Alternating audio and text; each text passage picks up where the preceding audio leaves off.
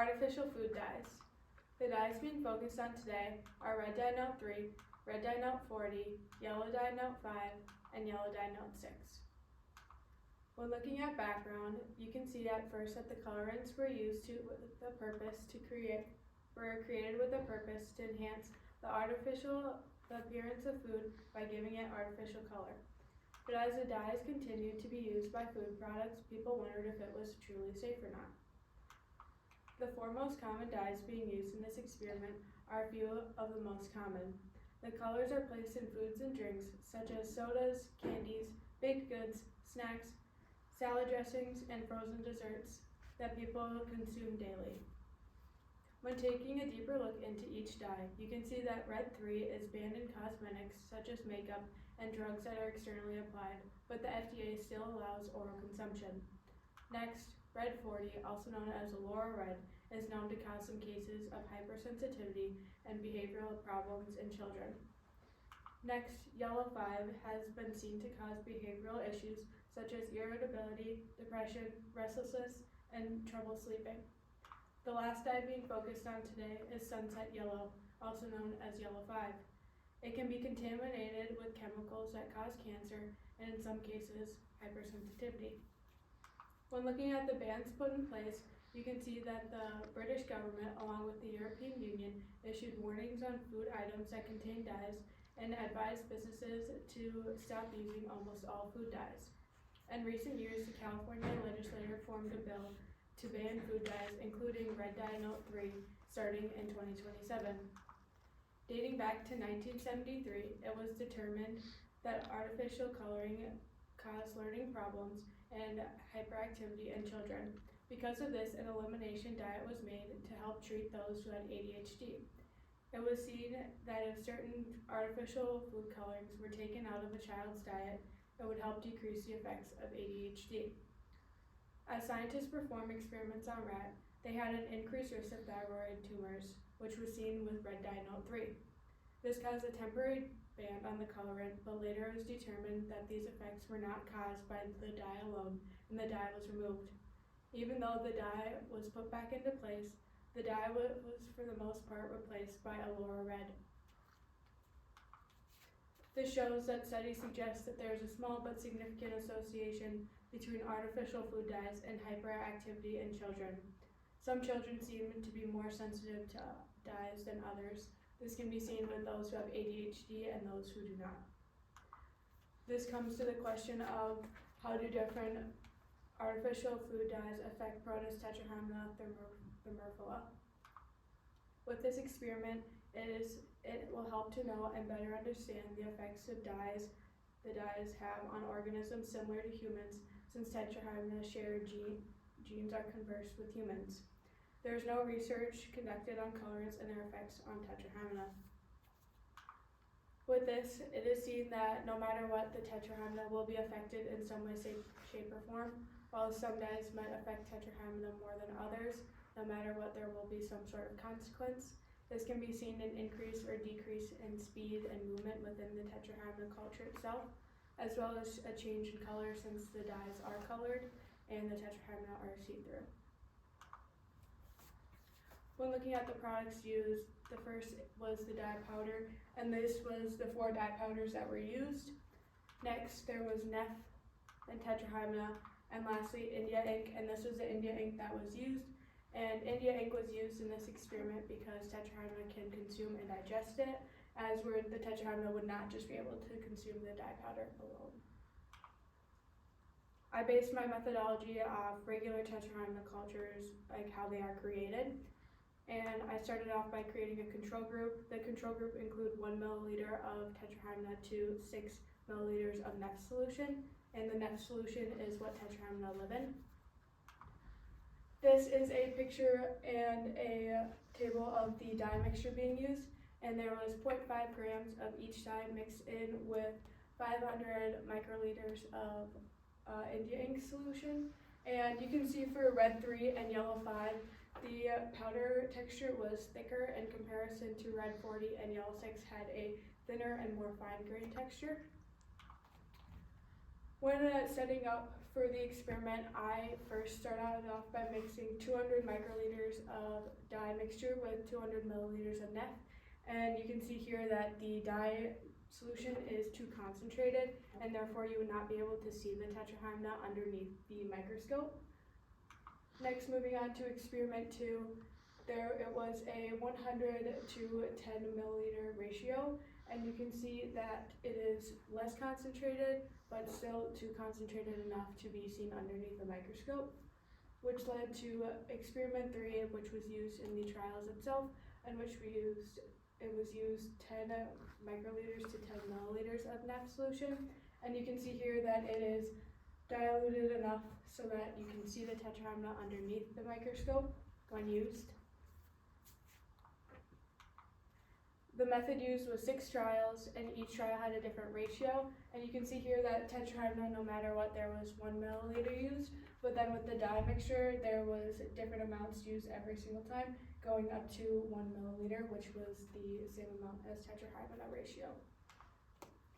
This is an image of the control group used for this experiment, and just a regular base of tetrahymena.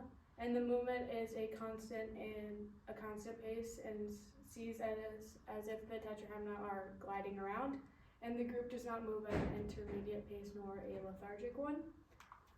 The first group being tested on was red dye note 3, and you can see in figure 1 and figure 2, it kind of just looks like red dots now, in which there was no actual movement within the tetrahymena longer, and the culture just kind of stood still and looked like dots.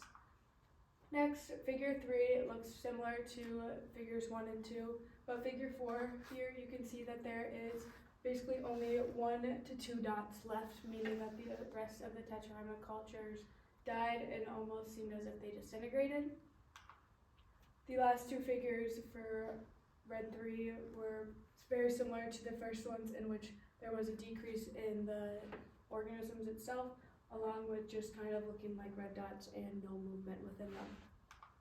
Next, red 40 was used, and there was the opposite effect on this one, in which there was an increase in speed, as the tetrahymena seemed to move faster than the original group of the control group. And looking at figure 9 and figure 10, figure 9 was very similar to figure 7 and 8, but then figure 10 here, you can kind of see that there are different dots throughout, and it's like they clump together-ish. And the last 2, figure 11 and figure 12, were very similar to the first 3 groups of tetrahymena for red 40, in which there was just an increase in speed and the tetrahymena just moved faster, but no other problems. Next was yellow 5, in which there was a similar reaction to red 40, in which there was an increase in speed. You can see here, figure 13, the viewfinder is closer in comparison to figure 14 is a wider lens. And for figure 15 here, it looks very similar to the first 2. Then you can see here with figure 16, there starts to be a couple of those dots again popping up, like how they did in red 40 or a lower red. And then the last 2 dyes, figure 17 looks very similar to the rest of them, but figure 18 does not look like tetrahymena anymore, in which there is a bunch of clumps just everywhere around, as some of the arrows point to. But then it is also seen that there was not an increased movement here with all the other rest of the cultures, but there was actually no movement at all, and it seemed as if they were all dead now. And this was the 1-to-1 ratio, so the ratio was the same for tetrahymena to dye. Lastly, yellow 6 was used. In figures 19 and 20, they looked very similar, and there was an increased movement, but you can see that there is a zoom in on this one in comparison to this one is more so wide. Figures 21 and 22 are very similar to the first 2 of 19 and 20 figures, and there was just an increased speed. And lastly, figures 23 and 24 also had very similar results, in which there was just an increase in movement, which could be related to hypersensitivity. And then when looking at the discussion for this, it was seen that the hypothesis was almost correct, and the worst dye was red dye note 3, followed by yellow 5, and there was an increase and a decrease in movement, which was found to be true, in which that could be related to hypersensitivity and no movement meaning death. And then there was also a color change, which was seen in the first dye, red dye note 3. And then the one piece that was not taken into consideration was that the shape of tetrahymena could change. Seen in figure 18, along with a couple others especially, there was a drastic change in the way that the cultures looked in comparison to the control. In short, this experiment has given valuable information to help with the understanding that artificial dyes are not what they seem to be. When looking at the limitations, having up-to-date equipment would be a lot more helpful in this situation, since some of the things might have not been seen underneath the microscope, as well as some of the measurements could have been off. Using different cultures, each culture is different, and since there were different cultures used throughout the experiment, it could have affected the results as if there was just one big culture used for every single trial. And lastly, not knowing all the effects on dyes, this was seen with figure 18 specifically, in which it was not seen that there would be a change in the shape of tetrahymena and what it would look like. It was more so just focused on the speed and the color, which was known prior. For the future, redoing this experiment with up-to-date equipment and more resources would be very beneficial. And afterwards, researchers should add on to the trials by adding different artificial food dyes to expand the trial and see what other dyes cause these types of problems, along with other problems that are unknown yet, along with exploring the effects on colorants on different organisms and animals, such as you could go back to trials on rats or other organisms such as that. Okay, thank you. Huge round of applause that I'll add in there. How did the choices that you made when you were designing or implementing your research method impact your process?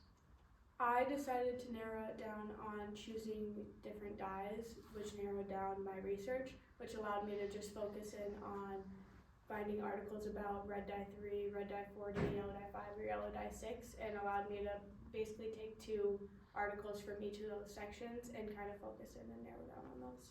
Okay, thank you. What are the real world implications or consequences related to your findings? People eat these dyes daily and they consume them and drink them, and it's very important for people to know what they're putting in their body actually and how it can affect them. So this would really help to know and kind of pass on to researchers for the future on how they can maybe stray away from these dyes and focus on using juice dyes and other things like that. Okay. What was the most important research skill you developed as a result of the process, and how could you apply that to your future?